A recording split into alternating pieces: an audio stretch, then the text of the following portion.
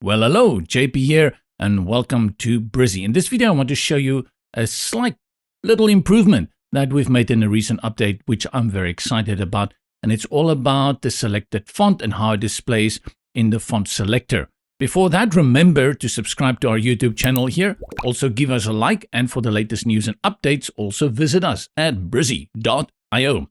Now, what do I mean by highlighted font? If I select this paragraph here with my text element and I go to the T for typography, as always, you will see that the font that is selected appears in bright blue. Now, the challenge in the past was that if I had imported or I used a custom preset and it had used another font, let's say, for example, Display Fair Display, this font is all the way to the bottom of the list here.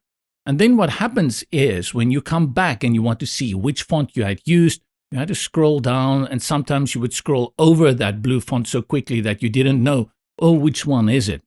And what we've done is that now if I go down to Play Fair Display and I select it, let's click outside again to close it, and I select, go to T for typography, you're going to see that it will automatically bring the display to Play Fair Display.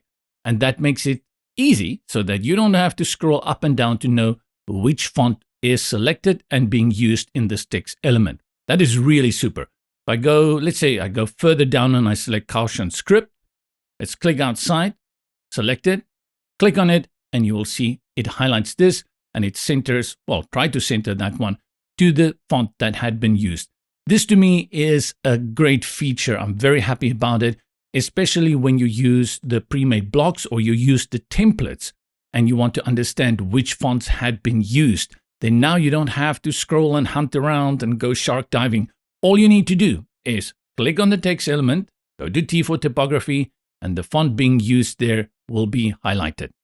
Nothing for you to learn or do or test here, just a little highlight of this improvement that has been added in the latest updates, and that's for both Brizy WordPress and Brizy Cloud.